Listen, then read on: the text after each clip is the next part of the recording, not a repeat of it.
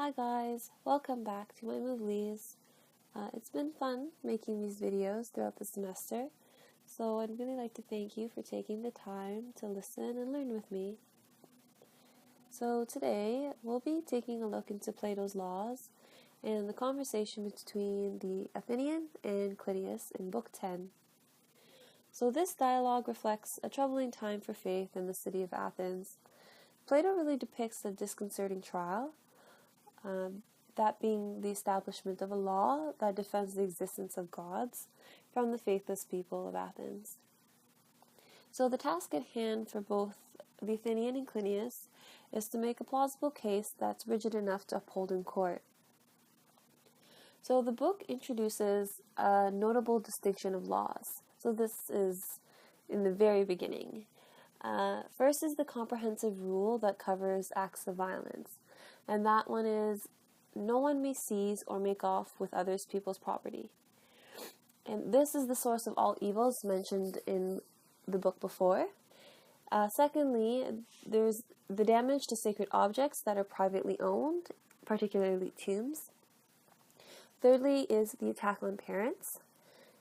The fourth is when someone ignores the wishes of the authorities and removes something without permission. And number 5 is the violation of civil rights of the private citizen. Stemming from these is the necessity to create a punishment for offensive remarks about the gods or any atrocities against their interests. The Athenian offers an urging that people should be introduced to, in that no one who believes in gods, as the law directs, ever voluntarily commits an unholy act or lets any lawless word pass his lips.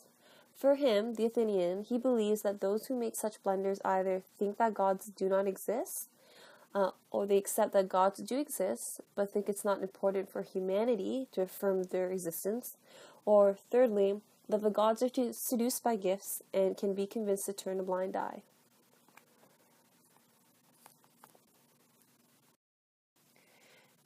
The Athenian seems to have a very bleak outlook regarding the possible refutations from the atheists of Athens. He acknowledges the need for good arguments and compelling proofs for the existence of gods, and evidence that the sacrifices and gifts made to the gods truly make them indifferent to the injustices of men. So Clytius, being quite naive, offers up the comparison of gods to the beauty and unparalleled existence of the universe, like the earth, the sun, the stars, and he makes the mistake, or at least in my opinion, the naive mistake of making the claim, you know that all Greeks and all foreigners are unanimous in recognizing the existence of gods. And this can be found in 886a. For the Athenian, this is an appalling claim. Even as a reader, this claim kind of took me back for a second. It's ignorant on his part, but I think that's just my modern opinion.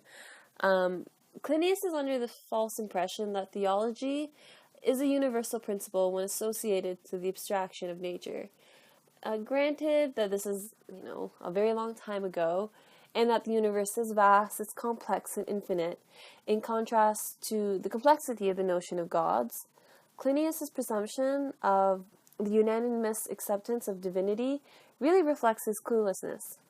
And I'm under the supposition that Plato really depicts Clytius in such a naive manner to mimic youthfulness and the youth in general, who continue to believe in the acceptance of religion, much like the child who reiterates the stories of God and the gods as told by their parents.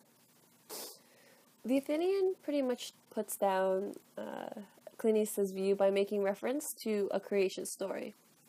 So he speaks of Athens and the theological writings that talk about the genesis of primitive substances, that being fire, air, water, and earth, and referring it to the gods, much like our version of the creationist story. The Athenian is referring to the pre-Socratic notions of science here, and he refers to these stories as antiquities, but acknowledges that references of the gods can be accounted as early as these works. But in the present, or at least in their time, the principles stemming from these theological tales are what the modern pundits could use to denounce the existence of gods. So a creationist story just would not uphold in core.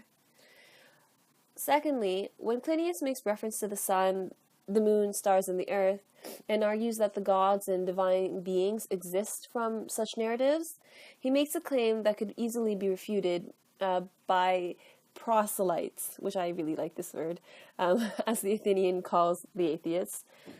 It's such a weird name for just saying new converts, but anyways, they could essentially argue that if gods really came from these four earthly substances, then the gods should be made of the same essence.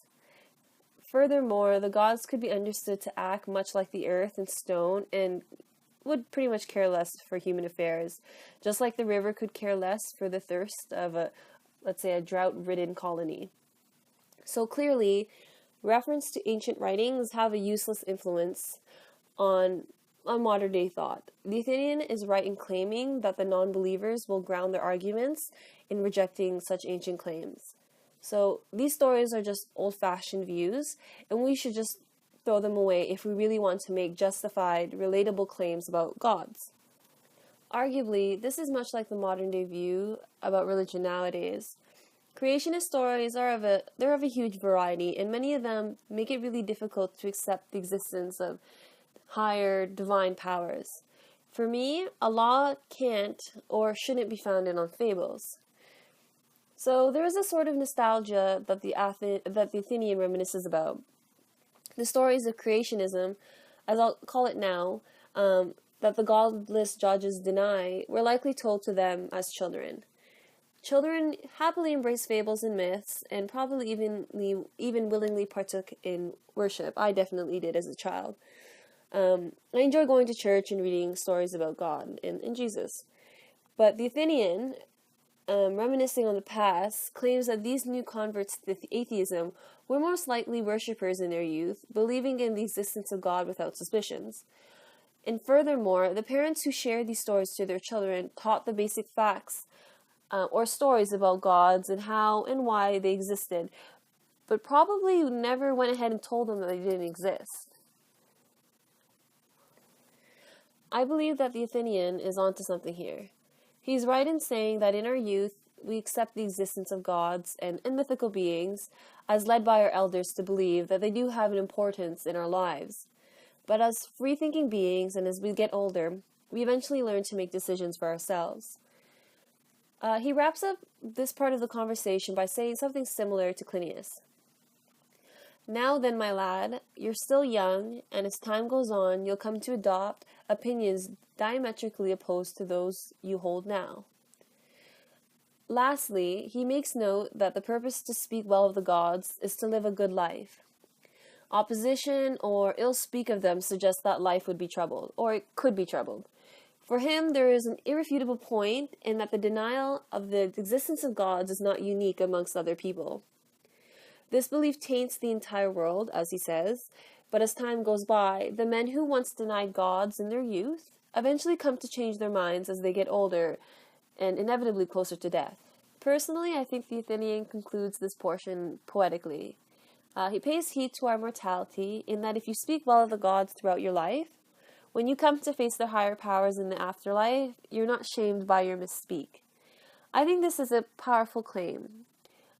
For many who face death, they appeal to that higher power to embrace their souls so that they may rest well in the afterlife. I think it's actually quite existential, this notion that the Athenian puts forth, in that life is not actually affirmed until you are in the face of death. And the same could be said if we anticipate the meeting of the divine. So perhaps this appeal to create a law in favor of the existence of gods is not only that we make laws to favor them as real existent persons, rather it's to save us from a painful or rather poor afterlife.